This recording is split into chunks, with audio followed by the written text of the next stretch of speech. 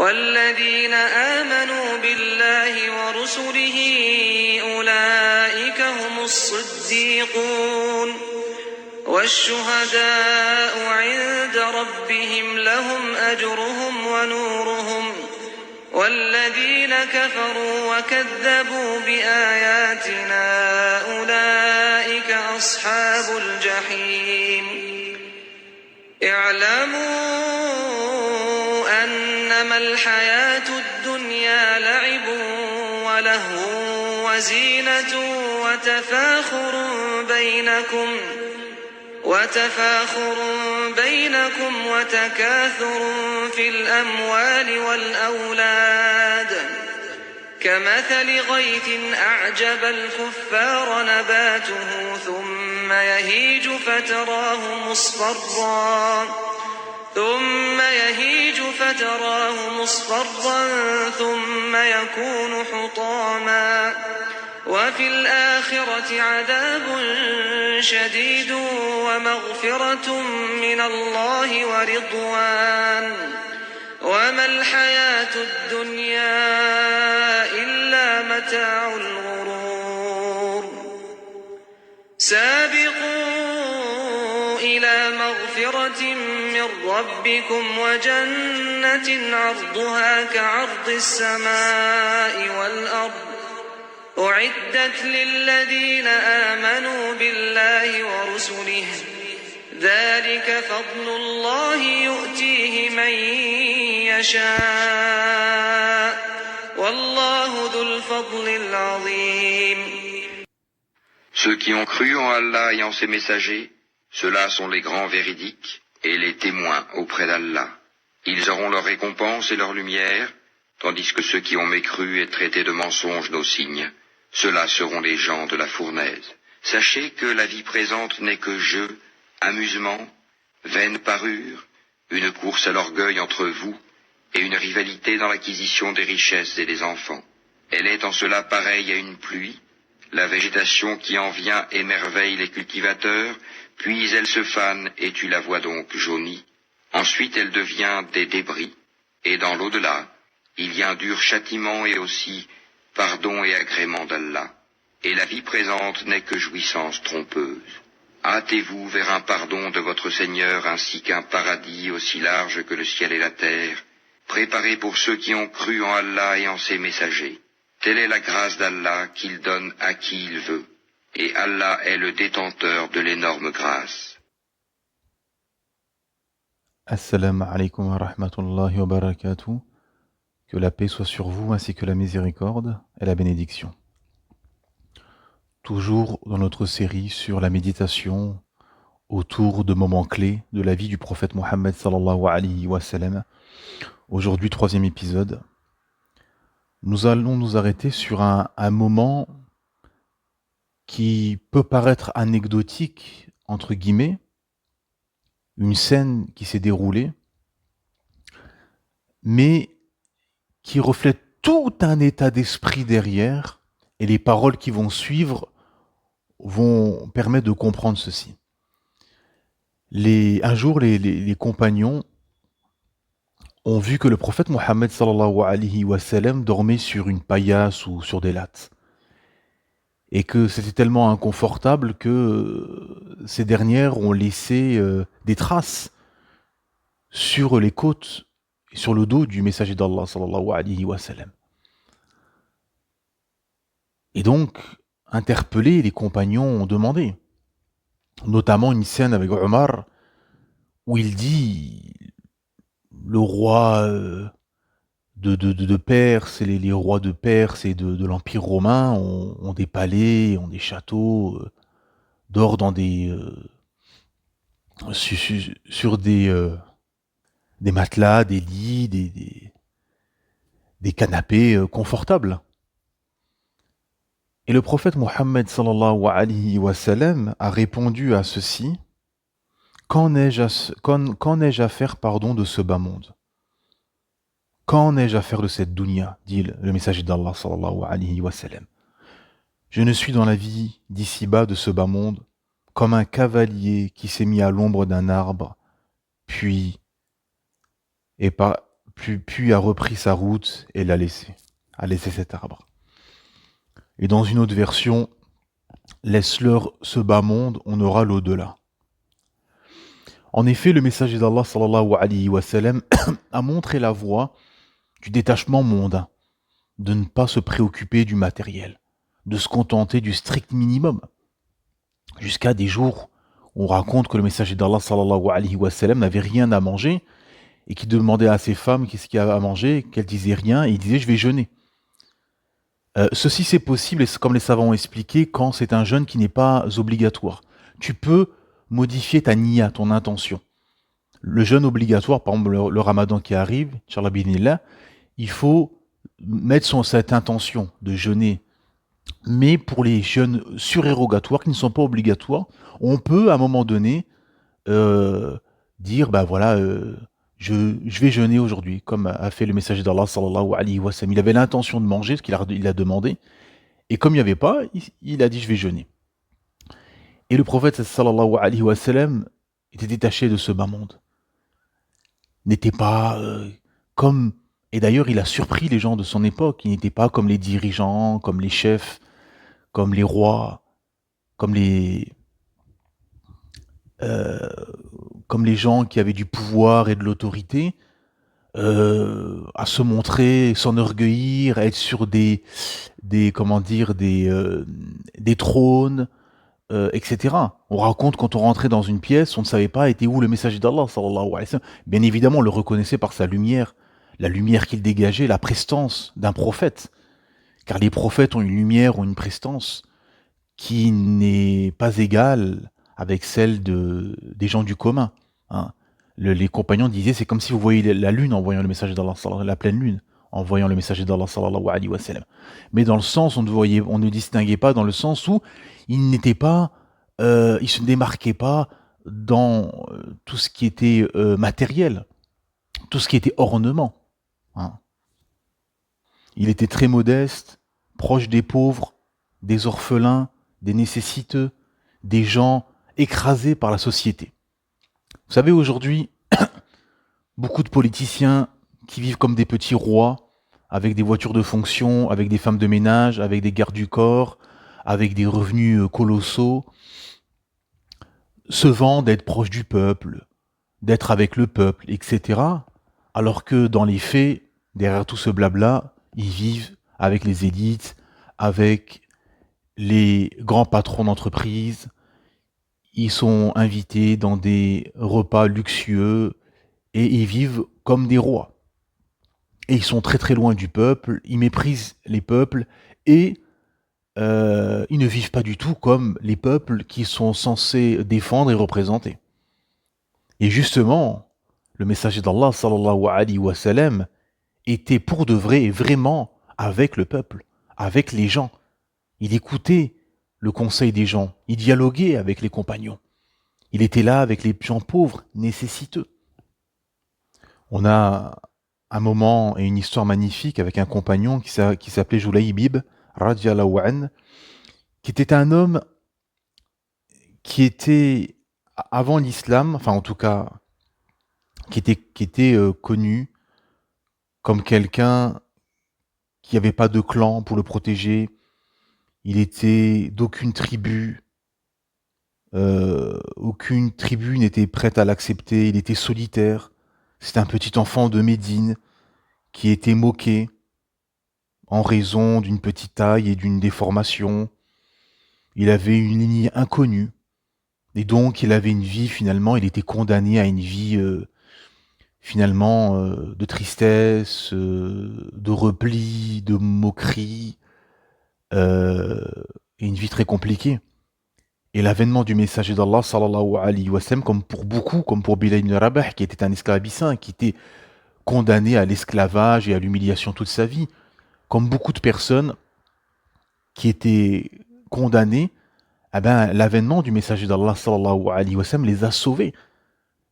Les a sauvés, et Allah Ta'ala leur a donné une opportunité immense d'être les meilleures personnes, d'être élevés. Et un jour, le messager d'Allah, sallallahu alayhi wa sallam, lui demanda à Julaybib, que voudrais-tu? dis-moi qu'est-ce que tu voudrais. Et Julaybib dit, il n'y a rien que je puisse avoir de mieux que ta compagnie. Je m'assis devant tes pieds bénis, j'écoute tes paroles bénies, que pourrais-je bien désirer de plus dit Julaybib, radiallahu anhu. Et le messager d'Allah, sallallahu alayhi wa sallam, lui dit, souhaiterais-tu te marier, cher Julaybib? Il sourit timidement et demanda, qui voudrait donc m'épouser?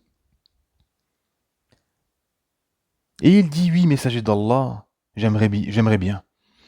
Le prophète Mohammed sallallahu alayhi wa sallam se rendit à la maison d'un sahabi important et noble parmi les Ansar. Les Ansar, c'était les habitants de Médine.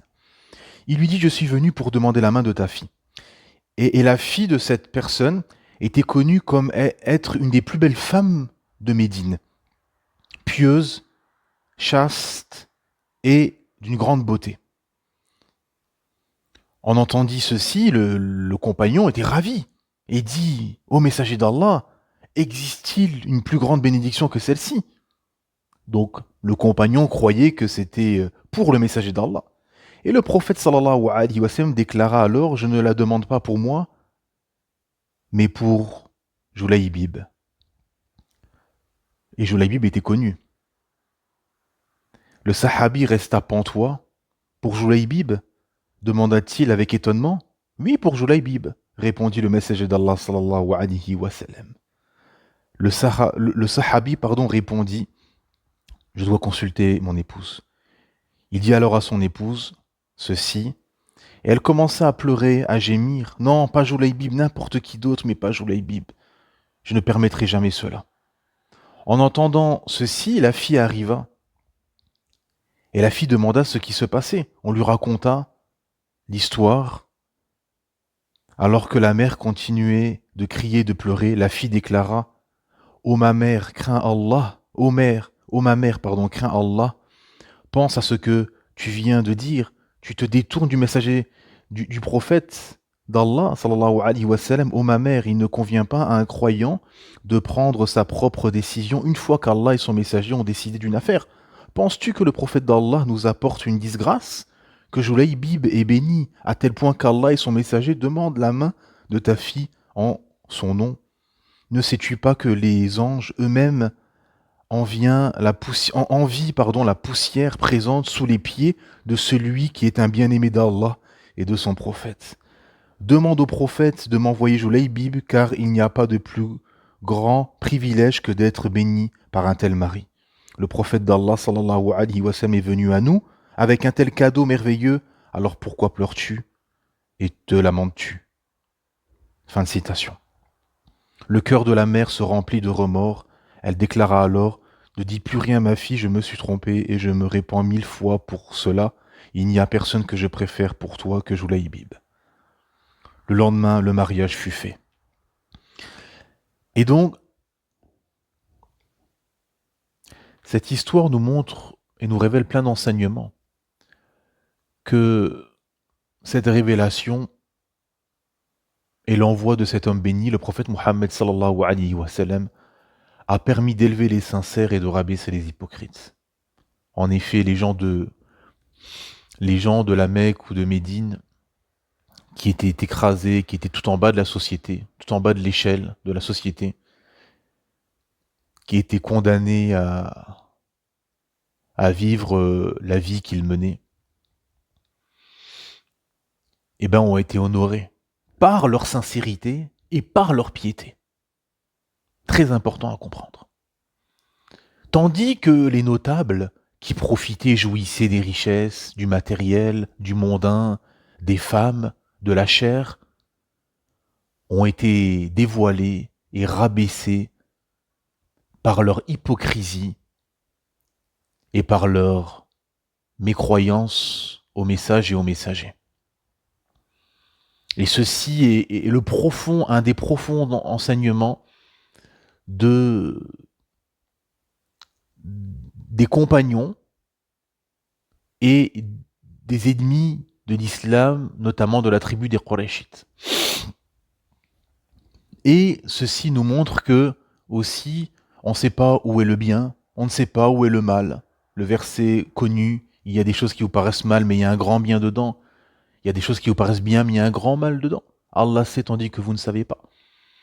Donc on ne sait pas où se trouve le bien, où se trouve le mal. Parfois dans nos vies, nous arrivent des choses, on se dit ah c'est un contretemps, ça m'arrange pas, et en fait finalement ah en fait ça a été un bien. Donc c'est tout la sagesse du destin, toute la sagesse du destin, de la croyance au destin qui est un des 6 piliers de la foi, très important à comprendre. Pourquoi ? Parce que tu te libères de ces superstitions qui n'existent pas, chance, pas de chance, hasard, etc. Tout ceci sont des superstitions inventées par les hommes qui n'existent pas. Tout est décret divin, tout est destin. Et libre arbitre, bien évidemment.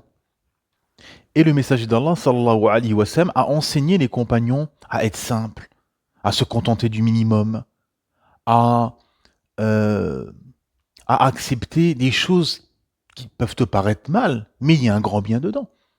Ce compagnon est un fervent croyant, pieux, toujours au pied du prophète sallallahu alayhi wa sallam pour entendre l'enseignement islamique et de la révélation. C'était pas n'importe qui. Bien évidemment. Et c'est ça la profondeur et toute l'histoire du monde finalement, mes frères et sœurs. C'est-à-dire qu'en fait, on est dans un monde réel et irréel. On est dans un monde physique et derrière le physique, il y a ce qu'on ne voit pas, ce qu'on ne perçoit pas. Il y a bien évidemment l'invisible, mais il y a ce qu'on ne peut pas déceler. Ce personnage, ce compagnon, radiallahu an, physiquement petit, un peu déformé, d'aucune lignée connue, pas connu d'être d'une grande tribu, etc., etc. Moqué, méprisé. Ça, c'est l'apparence. Mais derrière, il y avait un grand homme avec un grand H et un vertueux compagnon haut de gamme. Mais ça échappe à tout le monde, sauf à ceux qui ont été éclairés par la lumière divine, notamment le premier, le messager d'Allah sallallahu alayhi wa sallam. Il a présenté ce compagnon à cette fille parce qu'il savait très bien qui il était. C'était pas n'importe qui. C'était quelqu'un de très très important. Très très important auprès d'Allah, auprès des habitants des cieux, auprès des habitants des cieux et de tout ce qui nous entoure d'invisibles, des anges. Très important pour les gens clairvoyants, comme le messager d'Allah sallallahu alayhi wa sallam. Mais pas très important, voire dénigré, voire qu'on répugne pour le reste. Mais après, c'est un cheminement, c'est un enseignement. Comme cette famille a cheminé, s'est répandu et a compris qu'en fait, c'était un grand bien que leur fille épouse ce personnage. Et c'est toute l'histoire du monde, finalement. C'est-à-dire que dans vos vies, vous allez croiser des gens que peut-être vous allez mépriser, dû au physique, dû à la tenue, dû à plein d'éléments qui sont palpables et visibles.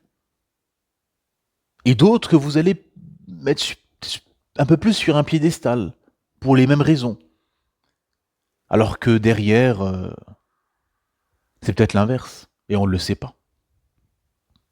C'est pour ça que c'est très important de comprendre, d'aller dans la profondeur des choses et des gens et des personnages. Parce que tout est un, comment dire, tout est un espèce de jeu complexe et très, très spécial en fait. Parce que il y a beaucoup de choses qui nous échappent. Beaucoup de choses. Et on ne le comprend pas en fait. On ne le perçoit pas.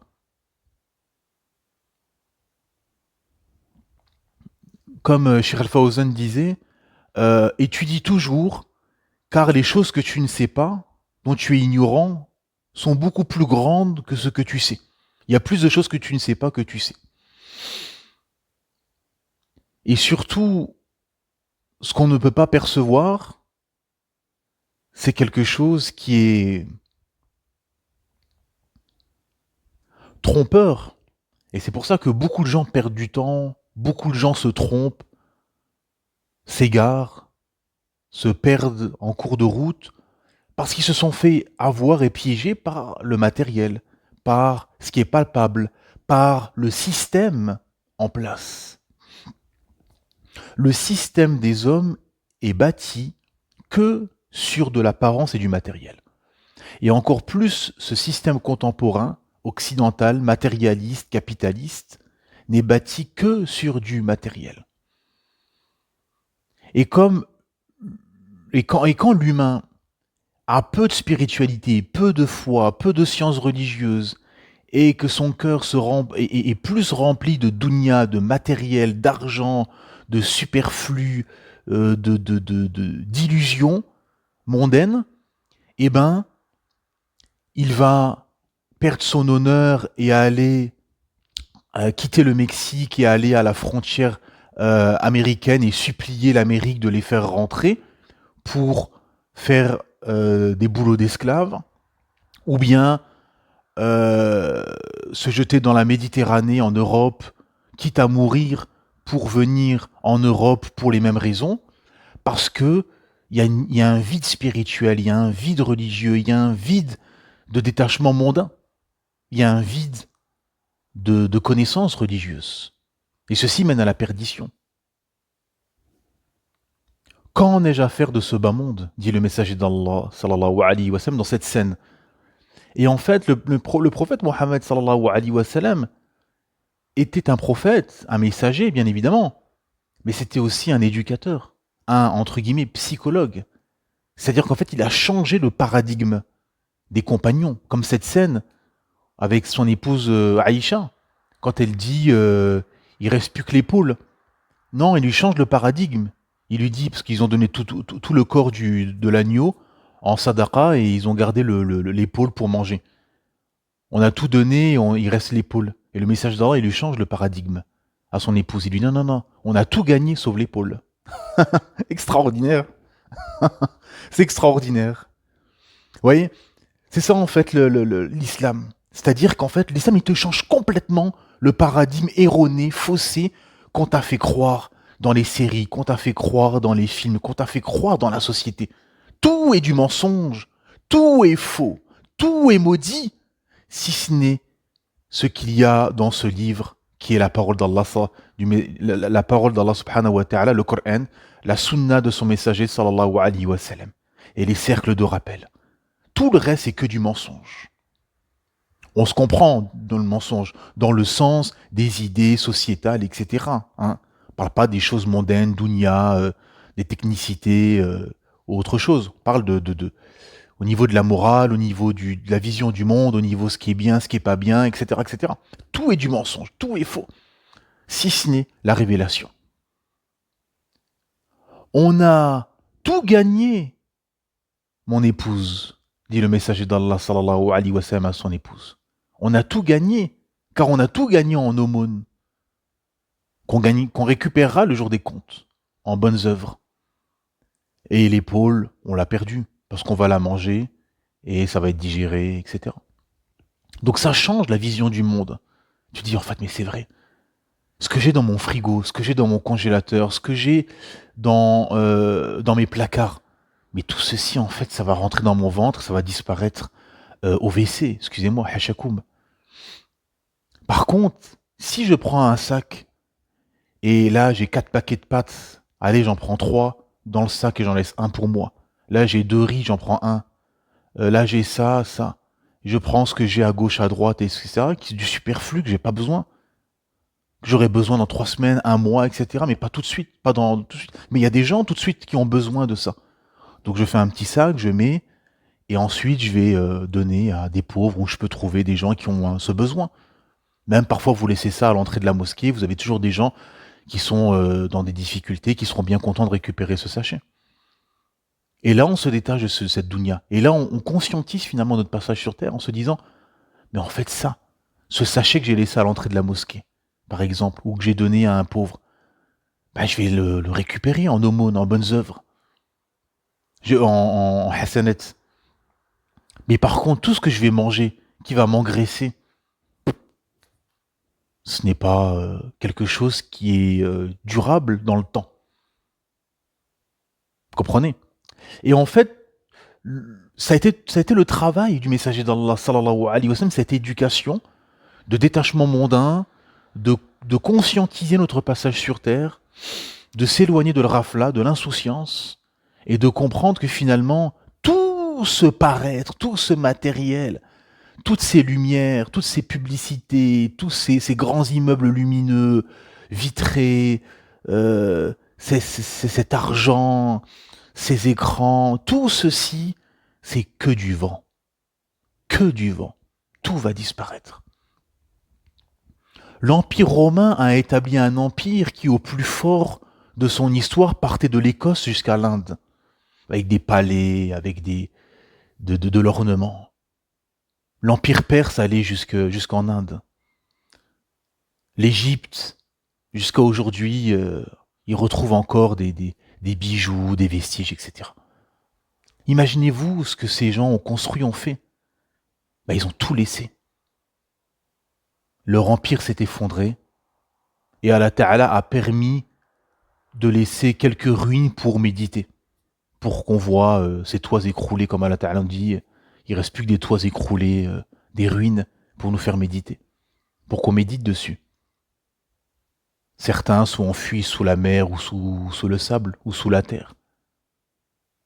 Ou dans certains endroits en Asie, par exemple, les branches, les arbres ont repris, ont complètement entouré ces édifices qu'on ne voit plus en passant devant, au bord de la route, au fond de la forêt. Tout a disparu, mes frères et sœurs. Et ces peuples-là ont disparu. Ces gens ont disparu. Ces gens sont morts. Dans 100 ans, tous les gens que vous connaissez autour de vous auront disparu quasiment. Ou seront, s'ils sont encore vivants, des carcasses qui arrivent à peine à se déplacer.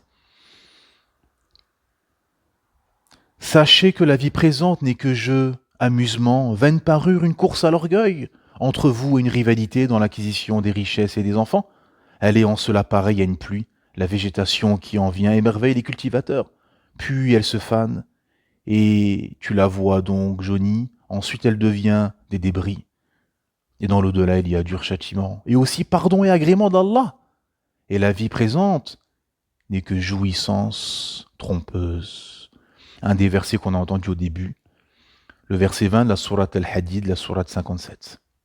En effet, Allah Ta'ala nous prévient. Allah Ta'ala est clair et précis. Il n'y a pas de passe-passe, comme les publicitaires, comme les banquiers, comme les assureurs, comme les politiciens. Ils ne font que du passe-passe, ces gens-là. Ils mentent, ils trichent, ils manipulent, ils ont une carrière en ligne de mire. Et de l'argent à amasser. C'est ça leur objectif. Le Créateur Allah subhanahu wa ta'ala vous explique tout. Il vous dit attention, si vous faites ceci, il y aura cela. Si vous ne faites pas ceci, il n'y aura pas ceci. Ainsi de suite. Allah Ta'ala prévient. Clair, net et précis. Il nous dit que ce bas monde n'est qu'une jouissance trompeuse. Mais les gens trompés, illusionnés, se jettent dans ce bas monde, se concurrencent dans les biens. Qu'est-ce qu'a dit le messager d'Allah sallallahu alayhi wa sallam? Ce n'est pas la pauvreté que j'ai peur pour vous. C'est que ce bas monde s'ouvre et c'est que vous accédez à la richesse. C'est la richesse. Le messager d'Allah sallallahu alayhi wa sallam avait peur qu'on devienne des matérialistes. Il avait peur de ceci. J'ai peur que la dunya s'ouvre et qu'elle vous perde comme elle a fait, qu'elle vous fasse périr comme elle a fait périr ceux d'avant vous. Et dans une autre version, qu'elle ne vous préoccupe comme elle les a préoccupés. Quand la Perse et Rome vous seront acquis, quel peuple serez-vous? Abd al-Rahman ibn Aouf répondit au messager d'Allah sallallahu alayhi wa sallam, nous dirons ce qu'Allah nous ordonne. Et le messager d'Allah sallallahu alayhi wa sallam de dire, n'en serait-il pas autrement? Vous vous concurrencerez, puis vous vous jalouserez, puis vous vous détournerez les uns des autres. puis vous vous détesterez. Subhanallah al-azim. La concurrence pour la vie engendre faiblesse dans la religion, perdition pour la communauté, division de sa parole, comme cela s'est produit auparavant et comme c'est le cas aujourd'hui. En effet, parmi les caractéristiques du croyant, c'est qu'il se détache de ce bas monde. Il divorce comme ont divorcé les compagnons avec ce bas monde. Il se contente du minimum. Il ne cherche pas de superflu, de l'ostentation. Inutile. Car le danger derrière est de durcir le cœur, de s'enorgueillir, et ça peut être très dangereux. Beaucoup se sont fait avoir. Vous savez, quand on parle de richesse, de pauvreté, etc., certains vous disent « Ah, mais on peut être musulman et riche ». C'est pas ça la question. C'est pas d'être musulman et riche. C'est qui? Dans quelles mains arrive cette richesse? C'est là que la problématique commence. Ibn al-Qayyim rahimahullah avait une parole prodigieuse par rapport à ceci. Il disait « Lorsque l'argent est dans ta main et non dans ton cœur, cela ne t'affectera pas, même si tu en as beaucoup. Et lorsque l'amour de l'argent est dans ton cœur, cela t'affectera, même si tu n'en as pas dans la main, même si tu es pauvre. » Subhanallah. Ça veut dire qu'il dit, le shir, si tu es riche, mais tu n'as pas l'argent dans le cœur, tu n'es pas attaché à ce bas monde, tu es même détaché de ce bas monde, ce ne sera pas un danger. Tu as 1 million, 8 millions, 9 millions d'euros, 10 millions d'euros. Mais si tu as l'amour de l'argent dans ton cœur, ah ben ce sera un danger pour toi, ça va t'affecter, même si tu es pauvre. Comprenez la nuance et la profondeur. Et c'est ça en fait. C'est que le croyant, comme les compagnons, il y avait des compagnons qui étaient très riches. Mais cette richesse leur a permis de se rapprocher d'Allah. Car ils ont donné aux pauvres, car ils ont financé des expéditions, car ils ont fait des aumônes exceptionnelles, hors normes. Ils ont donné toute leur richesse, ils ont fait des choses extraordinaires pour le bien de la communauté. Ça n'a pas été pour eux remplir leur ventre, et non, ça a été pour un bien. Parce qu'il faut des gens riches dans une société. Et c'est ça la différence avec aujourd'hui. C'est que les compagnons, il y avait des gens très riches, il y avait des gens, des intellectuels, il y avait des savants, il y avait des stratèges de guerre, il y avait des gens forts physiquement, etc. Donc toute cette force intellectuelle, spirituelle, politique, financière, etc., ont été au service d'une même cause, pour avancer ensemble. Aujourd'hui, vous avez des gens qui sont millionnaires, vous avez des musulmans qui sont millionnaires ou milliardaires, ça sert à rien pour la communauté. Ça ne sert à rien. Ça sert à eux, pour remplir leur ventre, pour multiplier les acquisitions et les biens, mais pour la communauté, ça sert à rien. Voilà. Ça, la problématique aujourd'hui. Enfin, parce qu'il y en a tellement, mais une des problématiques contemporaines. Et donc, cette richesse n'a pas été nocive pour ces gens pieux. Mais pour beaucoup de gens, aujourd'hui, vous avez beaucoup de gens, s'ils sont riches, c'est fini. C'est fini pour eux. Ils sont foutus. Leur religion va partir. C'est trop dangereux pour eux.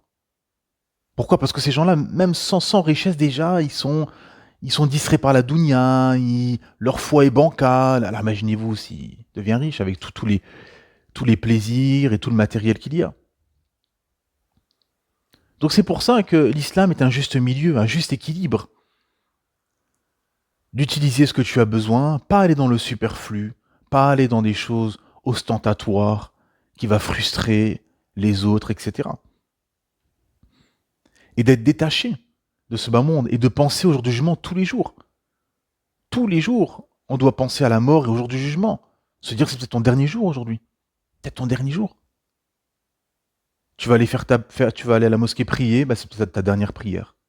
Peut-être que tu vas mourir pendant la prière. Tu sais pas. Peut-être que là, beaucoup ne vont pas atteindre le ramadan. Tous les jours, on entend telle personne a pris, telle personne est morte, telle personne est morte.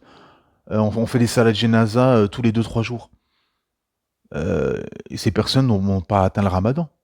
sont morts au port du Ramadan. Nous-mêmes, personne ne sait qui va atteindre le Ramadan. Donc, il faut conscientiser notre passage sur Terre, être détaché de ce bas monde, comprendre que tout ceci n'est qu'une jouissance trompeuse, que tout ce matériel, en fait, est un moyen pour te rapprocher d'Allah subhanahu wa ta'ala. Ta voiture, ton smartphone, ta santé, ton argent, tout ceci sont des moyens pour te rapprocher d'Allah, pour aller dans les maisons d'Allah, pour visiter la famille, pour propager la vérité, ainsi de suite. Et non une finalité. Contrairement à ce système matérialiste occidental qui pousse justement à que ce soit une finalité, le fameux rêve américain, dont encore aujourd'hui les gens sont esclaves.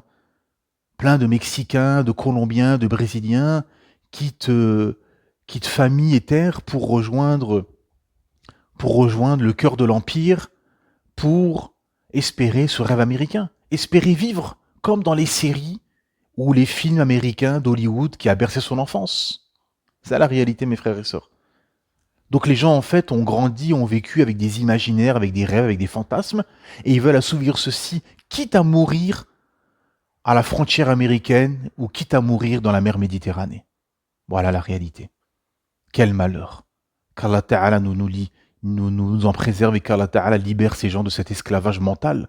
Parce que c'est un esclavage mental d'être soumis à des rêves illusoires montés par des créatures faibles. Non, le vrai paradis, durable et éternel, il est chez Allah subhanahu wa ta'ala. Ce bas monde n'est qu'un passage, n'est qu'un antre de difficultés, d'épreuves, de soucis, de combats contre son âme, contre les tentations, pour espérer, comme dit le verset 20 de la sourate 57, espérer pardon et agrément d'Allah. C'est ça la réalité. Et non chercher à tout prix à s'enrichir et chercher ce rêve illusoire vendu par le système des hommes. C'est ça la réalité.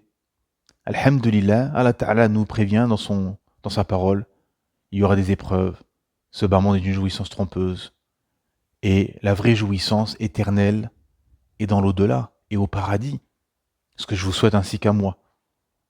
Et notre passage sur terre doit être conscientisé, et on doit avoir le logiciel du messager d'Allah sallallahu alayhi wa sallam qui a dit qu'en ai-je à faire de ce bas monde. Il n'a pas été préoccupé. On va se moquer de toi parce que ta voiture, elle est un peu vieille, elle a quelques bosses, etc. On va se moquer de toi parce que ceci, parce que cela, parce que tu n'as pas beaucoup de moyens. Mais qu'en ai-je à faire de ce bas monde? Moi, ce qui m'importe, c'est ma place auprès d'Allah. Vous savez, il y aura beaucoup de surprises le jour du jugement. Beaucoup, beaucoup de surprises. Il y aura des gens qui étaient modestes, pauvres, moqués dans ce bas monde et qui auront dépassé largement beaucoup, beaucoup de gens dans les degrés au paradis. Et ils seront largement au-dessus d'eux. Et ils auront beaucoup, beaucoup plus de jouissance. Et là, ce sera pour l'éternité. Alhamdulillah. Voyez, il y aura beaucoup de surprises le jour du jugement, mes frères et sœurs. Méfiez-vous, méfions-nous. Craignons Allah subhanahu wa ta'ala. Donnons le meilleur de nous-mêmes. Tenons ce sentier lumineux. Et éloignons-nous de ce paradis illusoire, de cette illusion, de ces paillettes, de tout ce rêve imaginaire monté dans les séries, dans les films, dans les publicités, tout ce mensonge illusoire qui mène nulle part, si ce n'est à la mort de l'âme. Et comme Allah subhanahu wa ta'ala nous dit, au verset juste après, au verset 21, « Hâtez-vous vers un pardon de votre Seigneur ainsi qu'un paradis aussi large que le ciel et la terre, préparé pour ceux qui ont cru en Allah et en ses messagers. Telle est la grâce d'Allah qu'il donne à qui il veut, et Allah est le détenteur de l'énorme grâce. » Au prochain épisode, que la paix soit sur vous. Subhana rabbika rabbil izzati amma yasifoun, wassalamun ala al-mursalin, walhamdulillahi rabbil alamin.